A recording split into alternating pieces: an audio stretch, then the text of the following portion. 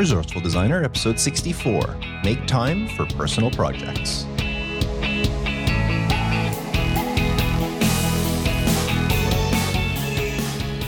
Welcome to the Resourceful Designer Podcast, offering solutions to streamline your graphic and web design business so you can get back to designing.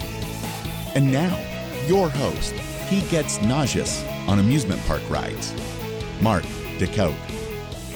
Welcome to another episode of Resourceful Designer. I am so grateful that you have tuned in today to listen to me talk about running a graphic design business. Now, today's topic is a little bit different. It's not actually about running your graphic design business.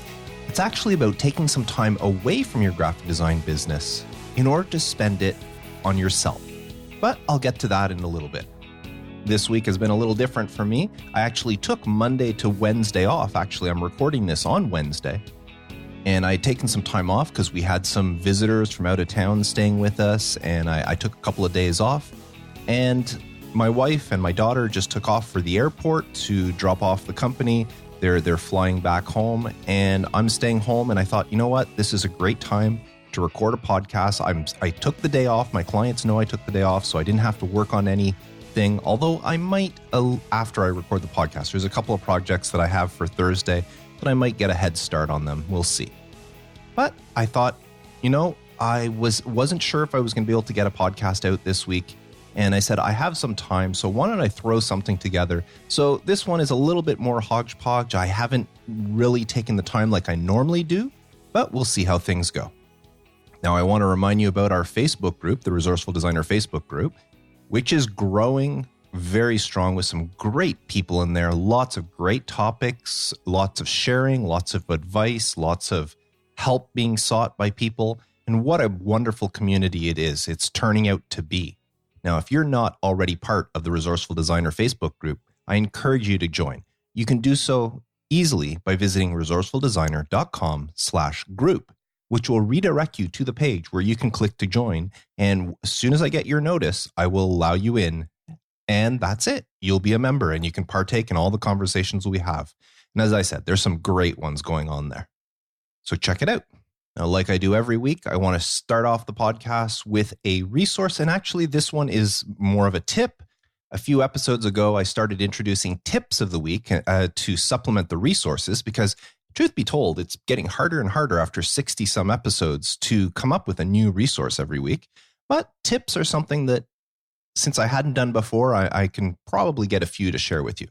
And this week's tip is a physical mailbox. Now, what I'm talking about here is not one of those mailboxes you hang outside your front door or that you put at the end of your driveway, or even the mailbox if you happen to live in an apartment building that is in the front entrance that you have a little group of mailboxes. What I'm talking about is a mailbox that is somewhere other than where you live. Now, the reason I'm saying that this is a good tip is I am talking about being a home-based graphic designer. Now, I know that might not be your case. You might not be a home-based graphic designer. Maybe you're thinking about it one day, or maybe you are working in a studio, or maybe you rent yourself a little space somewhere and that's where you do your work, and that's great. But if you do work from home, like I do, then it is a good idea to think about having a mailbox somewhere else. I personally have a mailbox that since I started my business, I've had a mailbox at my local UPS store. And I use it entirely for my business. So anytime somebody sends me a check, somebody sends me whatever, if they need to send me a flash drive with some stuff on it, or my magazine subscriptions for my business, everything that has to do with my business gets sent to that mailbox. Now, yes, there is a cost involved, but that cost can be written off on your business, on your taxes. The reason I do this is I don't want people showing up at my door at any time of the day unannounced. So most of my clients don't actually know where I live because the only address I provide to them is the mailbox address. And if they need to drop something off at the UPS store is a great place because they can physically walk into the store with a USB key or a DVD, or if they need to show me something, some photos, whatever it is, they can walk in there, say, can you put this in Mark's mailbox? And the ladies or gentlemen that work there will take that, go put it in the mailbox, and the next time I'm in town, whether it's during business hours or after hours, because I have a key to get into the front entrance where all the mailboxes are, I can get in there 24 hours a day and go collect my things. The other great thing about having this mailbox is if I have something shipped, you've heard me talk before how I'm a print broker. Well, I don't always have my stuff drop shipped to my clients. A lot of time I would have it shipped to me and then I would go drop it off to my client. And I don't have that set at home because I can't always guarantee that I will be here, but there's always somebody at the UPS store, so I automatically have them shipped there. So it's another great reason. Now, if you do have kids, this is a very good reason to have a mailbox as opposed to using your home address for your business, because you don't know if someday, maybe your kids are young now, so it's not an issue, but as they grow up and they become whatever, 12, 13, 14, the time where the kids, you're okay to leave them home alone for an hour or so or longer. You don't want your clients to just show up at the door when there's nobody but your teenager home.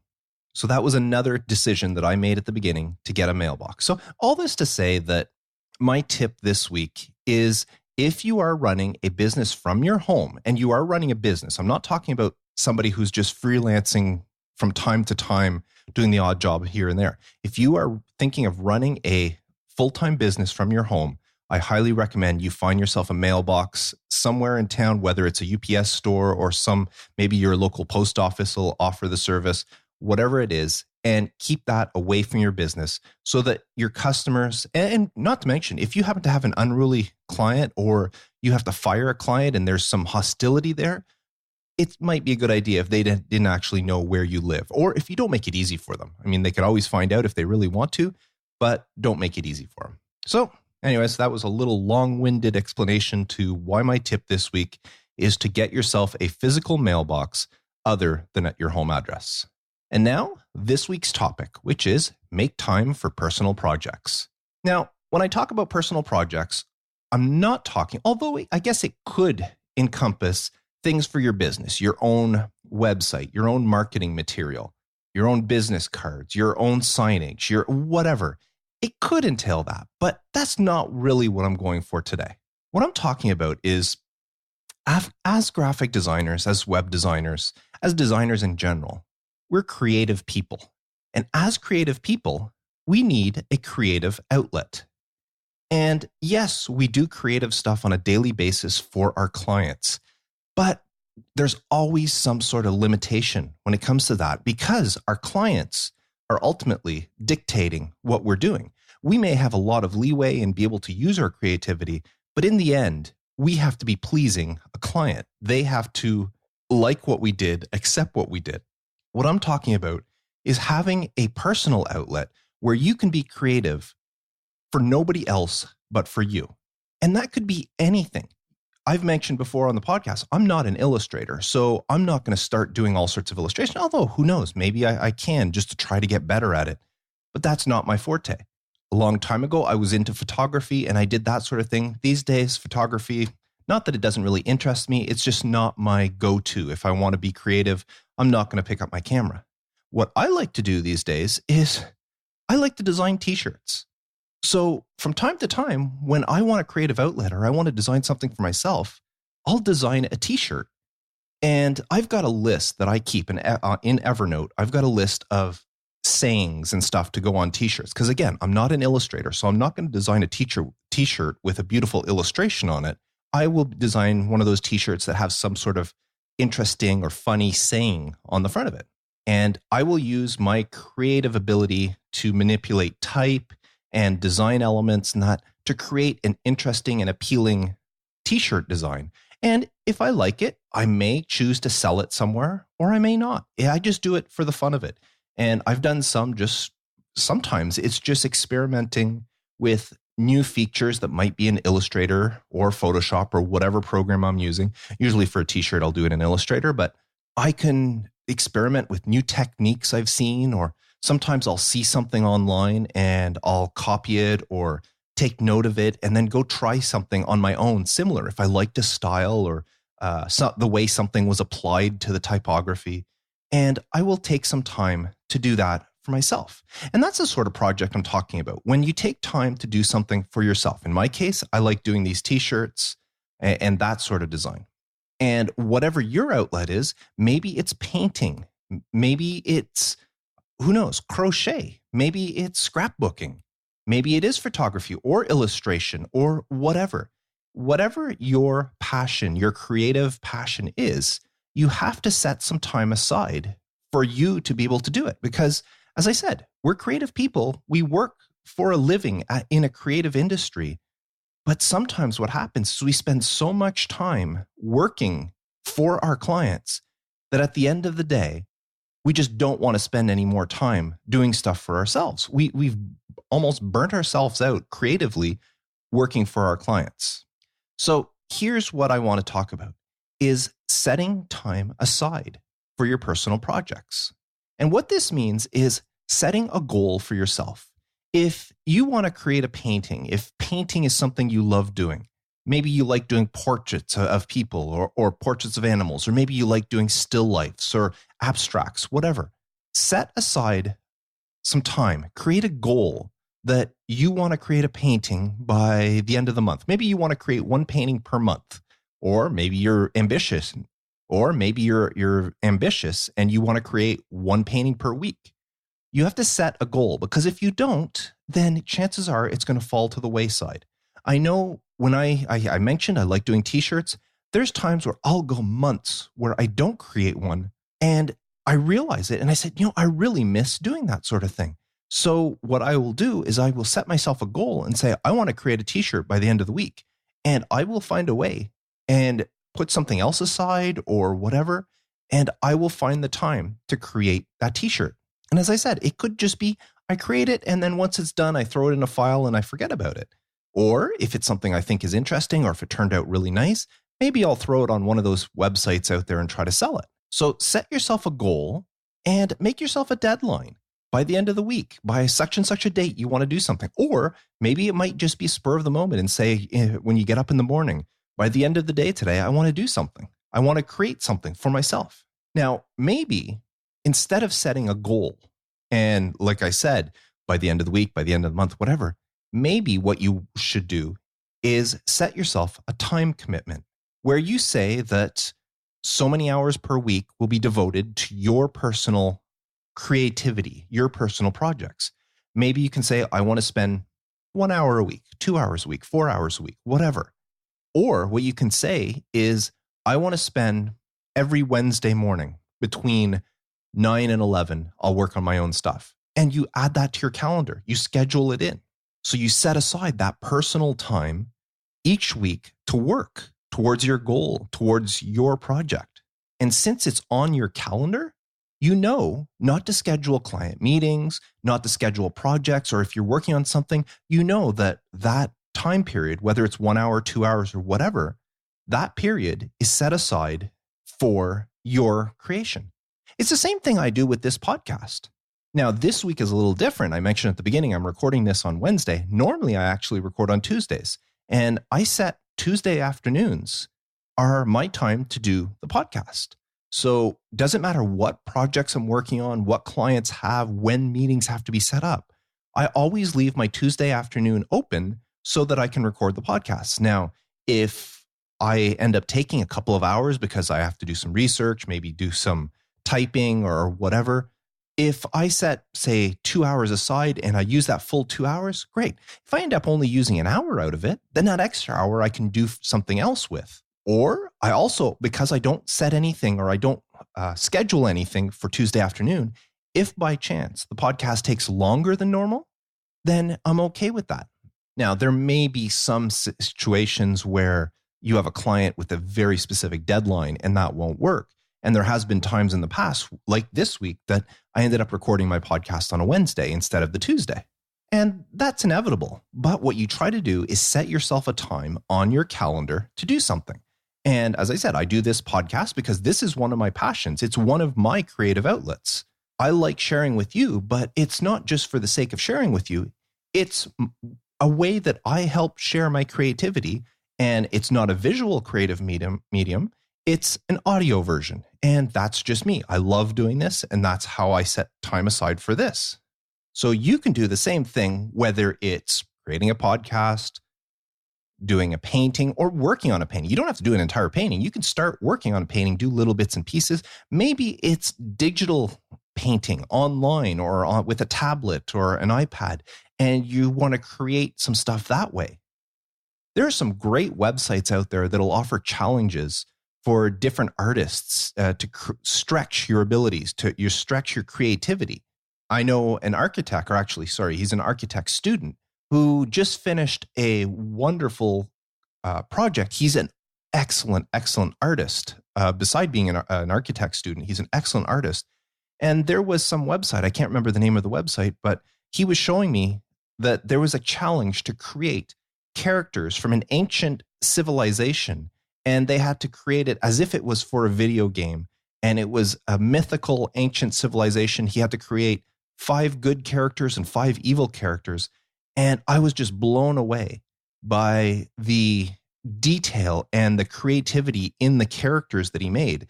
And they looked so realistic, and yet his style was so different.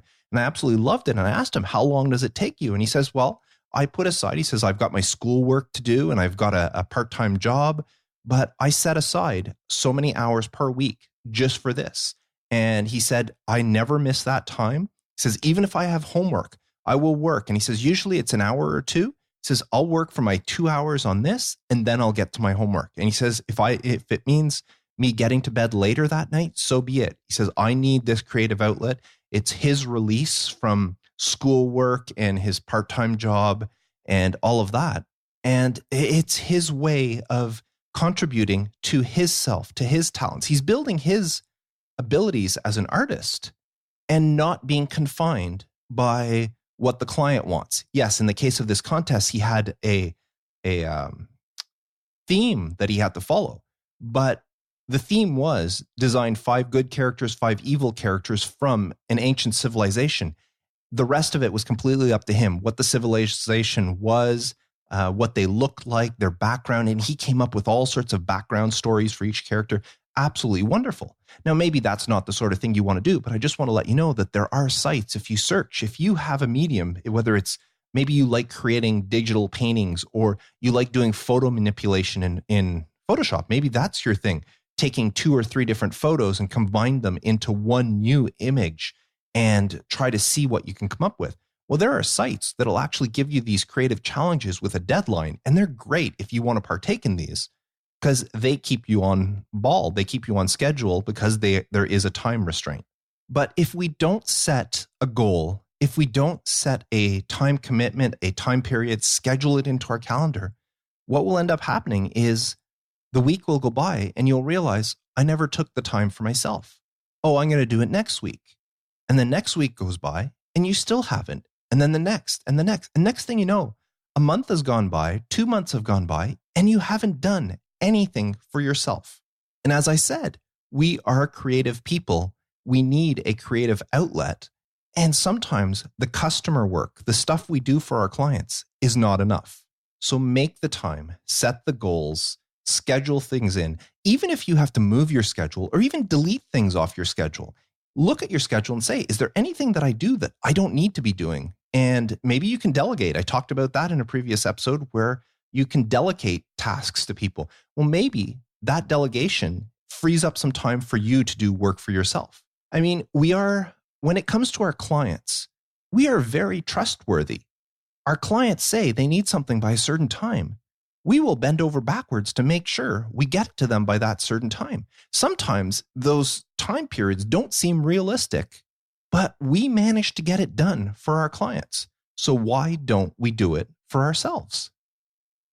Set the time and use the same commitment that we do for our clients for our own work. And if this seems like a lot, like if you're not somebody who's taking the time to do this, start off with small steps. Take it one step at a time. If you want to create a painting, don't say, I'm going to do a painting every week or every month or whatever. Start off with saying, I want to do one painting.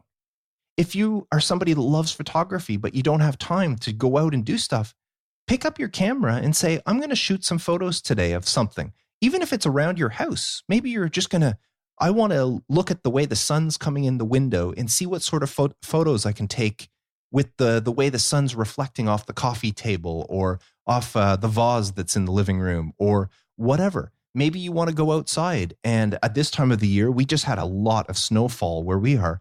Maybe go out and take some pictures of the way the snow is resting on the branches of trees. You can do that. You can just take some time and say, I'm going to get up from my workplace, grab my camera, and go take some pictures. And once you've taken a few and you're satisfied, come back to work. Now, I did mention earlier how I do t-shirts and sometimes I sell those designs. And that is something that you can think of. We are creative people. And when we have this creative outlet, we can actually make passive income off of that. Now, if you're not sure what the term passive income means, it means creating an income for, I guess in a way, it's creating an income for not really doing anything or after you've done something. So in a case of, say, my t-shirts, if I design a t-shirt with a funny saying on it and nice typography and all that, and then I put it on various websites where people can go buy it, once I've put it up on the websites, I don't have to do anything anymore with that t-shirt. I can forget about it. But every time somebody goes on and buys it, I make a couple of dollars. So that is a passive income. Now that it's there for whatever time I leave it. It can be up there for years. In fact, part of my other podcasts, I've mentioned before that I do podcasts for TV shows. Well, some of those TV shows, I've actually designed t-shirts that relate to the TV show. And some of the TV shows actually allow you to do that sort of thing. And I've made several $100s over the years just because I took 15 minutes one day and I designed a t-shirt that was related to the TV show. And I put it up on a bunch of different sites and people buy them. And maybe a week later, I come up with another design and I throw it up. And so all in all, with the various TV shows, I probably have about 20, 25 different t-shirt designs. And I know from one website alone, since I started doing this, and I just started doing this in 2013, mid 2013, I have probably made just over $1,000 on that for 25 designs. And most of these designs were done real quick, to be honest. For the TV show ones, I tend not to spend as much time as the typography type ones. I like to play with the typography to see what I can do, not just create something and get it out there. I like playing around, so they take longer. But the TV show ones, most of the time I just come up with an idea and I say, oh, I'll just jot that down, design it, send it up, upload it to wherever it has to go, and that's it. And as I said, I've made over $1,000 on that across 25 designs that probably didn't take me that much time. And I'd say a couple of times a month, somebody will buy one. And I'm not making a lot of money. It's not enough to make an income off of, but it can be if you really dedicated yourself to it. And there's so many different outlets. As I said, I do t-shirts. Some people might do designs and sell it as stock photography or stock images. I know my good friend Dan, he is an excellent artist. And he will sit there and he'll doodle stuff and he'll clean it up. He'll put it on, I think he doodles on the computer now. He used to doodle on paper, but he will clean it up, color it, and then he'll upload it to all these different stock images sites. And if he makes money off of it, great. If not, oh well. And he has hundreds and hundreds of images out there. And he's collecting money every month from people who are buying these images. Now, is it enough to make a living off? Well, if you have enough images out there and they're good quality images, it might turn out to be. Or it might just mean that you get an extra bit of money to make your car payment one month, or enough to cover your electric bill, or enough to cover your internet, or whatever. So we are fortunate in that way that because we're creative people, we can create these things for ourselves and possibly make a passive income off of them. Now, if you're the type of person, if you're making oil paintings, well, maybe that's not the case. Although there are some people that'll make oil paintings or whatever, and then take photographs of them and then sell them online. You can do that. But you might not want to be doing that. You might want to just do stuff for yourself. If you're somebody who knits and you just feel you want to take some time to knit a sweater for somebody, that's great. Whether it's for yourself, a family member, donate it to some charity, whatever.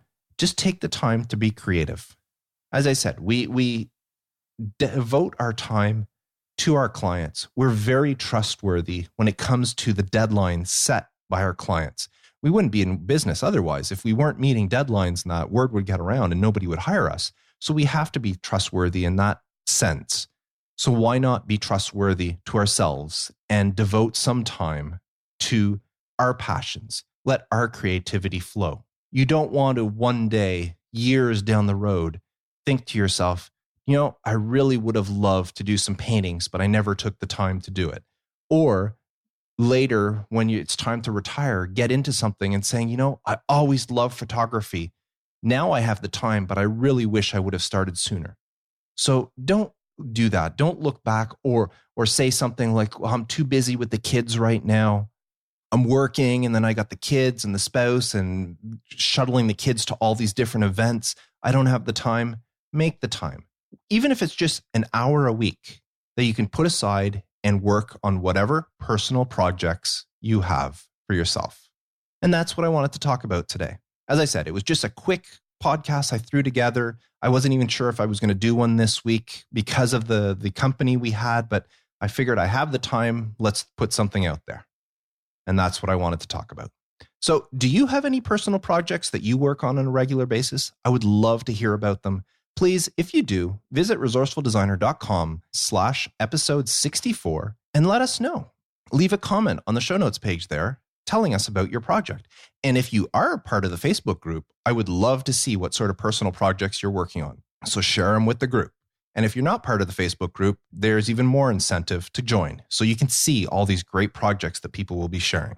So visit resourcefuldesigner.com/group. So visit resourcefuldesigner.com/group and join today. And now our question of the week. And this week's question comes from Liz. And Liz says, I have a question regarding volunteering time and work. I'm a home-based designer who lives in a smaller community in Vermont where everyone is somehow connected to everyone. Word of mouth has been great. But once you are, quote unquote, discovered, you continuously get hit up for volunteer projects or asked to join various committees and boards. I certainly want to give back to the community, but I fear I'm often asked because they want free design work out of the deal. Do you have any advice on how to go about this whole can of worms? I wouldn't object to offering up some knowledge or volunteering some unrelated skills or tasks, but at this point, I really can't do all my design work for free. I have an instance in particular right now where a client I did some fundraising event marketing material for last year is asking me to join the planning committee this year. I would consider, but only if I could get paid for the work. However, I fear that might be a conflict of interest. Well, thanks for the question, Liz. Now, this is something every designer will be asked. Whether you're a home-based designer or just somebody knows you're a designer, you will get asked these questions. And in the many years that I've been in business, whether I was working at the print shop or when I was on my own, I can tell you that I've been asked every year. I get asked over and over to either join a committee or share some work or do some design for something. And it never fails. And if you keep doing this, of course, you can't run a business volunteering or giving your work away for free. So here's my advice to you. Whenever you are asked to join a committee, first of all, decide if it's a committee you really want to join. I've been asked to join committees that I really didn't care about. There was one where I was asked to join a Christmas light committee where it was this festival where people would just put up these fancy Christmas trees with all sorts of lights and people would come see them. Well, I really didn't care about that. And when I was asked to join the committee, I told them, no, I can do your work. I'll do the work for you, but I've got no interest in being part of the committee. Now, there was a case for another committee, my local Habitat for Humanity. I was approached because they needed somebody to do all the PR and marketing. Now, of course, get a graphic designer to do the marketing and you get free design work. But no, that's not the case. Or actually, that's not what I made the case. Here's what I did. When the Habitat for Humanity asked me if I wanted to be on the board of directors and be the chairperson for their marketing committee, I said I would love to, but I will not be doing any of the design work. I will be the marketing chair, which means I will go out and shop. I will go out and find designers and I will hire people to do the work. But you are not getting me to be your designer. And that actually worked out. For a couple of years, I was on there. Now, I did do some design work for them, but that was small, like no big projects. It was small things that I wanted to do for myself because, say, I was going to a trade show and I wanted something to show. So I would design something to bring to the trade show that I was at. But it's the same thing that I would expect any committee member. If they were going for something and they wanted something, they would do it themselves. So just because I had the design ability, I designed the stuff probably nicer than the others would have, but it was for my committee and it was for me. As for our local chapter of Habitat for Humanity, anything that they needed done that didn't come from head office from Habitat, anything that had to be done locally, I would just find a designer and hire them to do the job. And at first, I found out afterwards that yes, I was approached for that position because I was a graphic designer, and they did think that I would do the work for free, but they were very understandable. And I worked with them for a few years before my kids started getting a little bit older, and I found it too hard because there was too many commitments to do with the kids with different activities, and I didn't have time to devote. So finally, I stepped down from the board of directors. But over the years, I've been asked to join many things just because of my design ability. And you know what? I've used that same excuse. I said, if it's something that I believe in, I said, yes, I will join your committee, but you have to know that me doing design will be a conflict of interest, and I won't design. I will help you and I will hire another designer to do the work, but I won't be designing. And you know what? All of a sudden, their interest in me diminished. And not that they said, well, we don't want you anymore, but I can feel, or I felt, or I heard in their voices that, oh, well, the only reason we really wanted you was because you were a graphic designer and we thought that we could save some money on design by having you on the board. Well, and when that didn't happen, they were kind of like, well, okay, I guess, because they didn't want to turn me away at that point. But then I kindly refused and said, you know what, I don't think this is a good fit. Now, as far as doing work for free, what I normally do is every year I pick 2 things that I will work on. I do the same thing for donations. You get phone calls, especially if you're running a business, you get calls all the time. Would you like to donate to this charity or that charity? Every year I pick 2 charities that I will support. And sometimes I pick them on my own, and sometimes it just so happens it's the first 2 that call me up in the year, and I will support them as long as it's something I believe in. My mother passed away of diabetes, so I will support the Diabetic Foundation. The same thing like the Heart and Stroke. I've often supported the Heart and Stroke Society, or whatever, Heart and Stroke Foundation.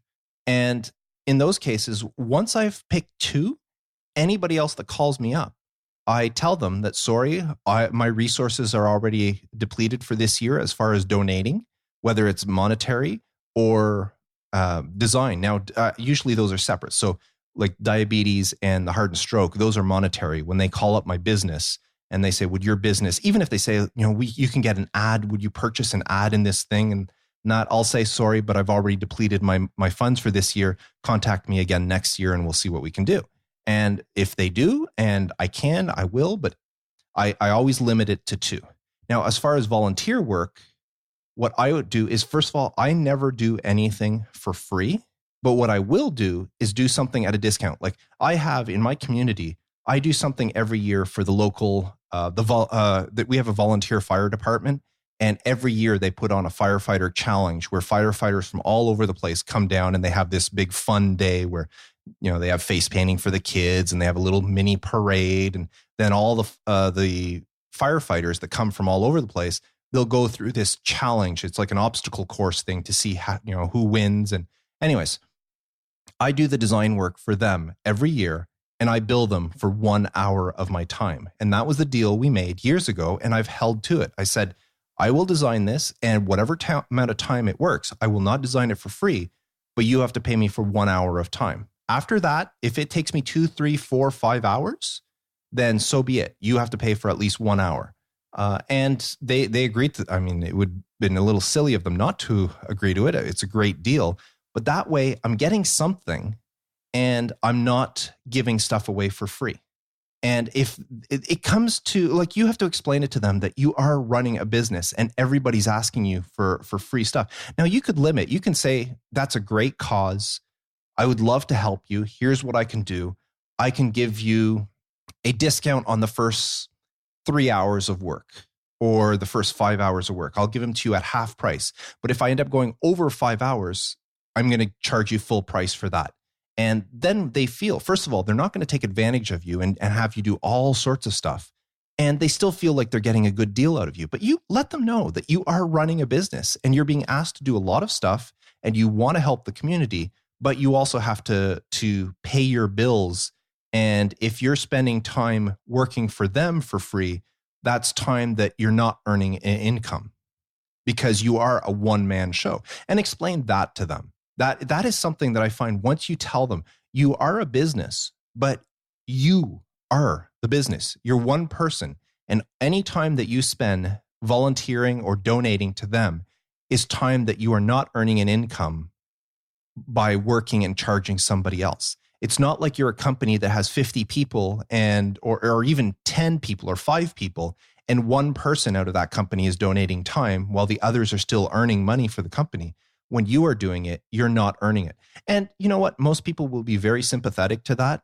And if you offer, say, yes, I'd like to help you, I'll give you a discount, or I can give you so many hours for a fixed price of this, whatever. You can say, I can give you so many hours at $100 as opposed to my regular rate. Then they will probably acknowledge and go for that. And you still come out looking good because you are helping them. And if it comes down to it, Liz, where they say, no, we can't afford, we don't want to pay anything, there's nothing wrong with just saying, well, thank you very much, but I don't have the time, or I'm too busy to do that right now, or I've already devoted enough time to another cause and maybe I'll try again next year and we'll see what we can do. So great question, Liz. Something that every designer and every business owner gets hit up with, and we all treat it differently. We all have our own little things. Some people absolutely refuse. Some people try to help out with everything, but I just find you have to have that balance or else you're never going to get ahead. Especially, you said you live in a small community. You have to let it be known that you have your talents available, but they do come at a cost. So I hope that answered your question, Liz. If you have something you'd like to share and mention and answer on Liz's question, please leave a comment in the show notes for this episode at resourcefuldesigner.com/episode 64.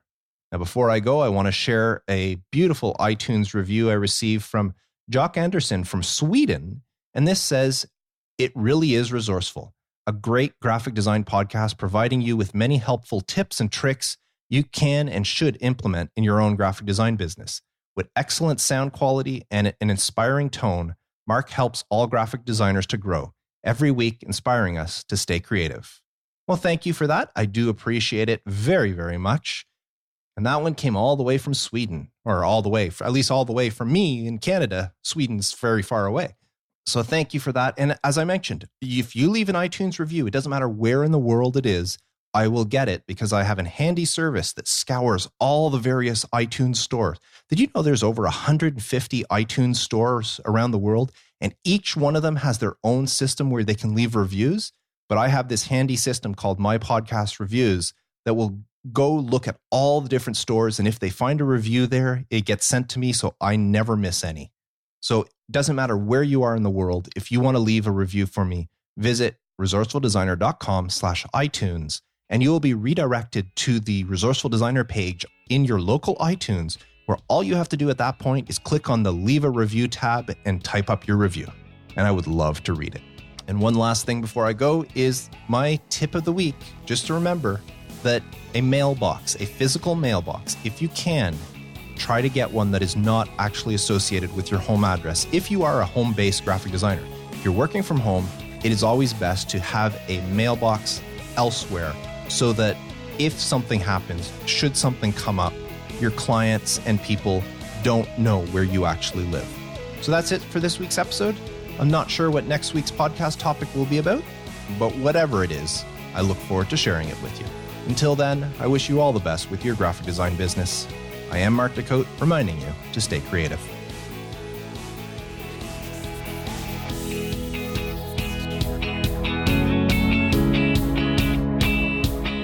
Thanks for listening to the Resourceful Designer Podcast at resourcefuldesigner.com.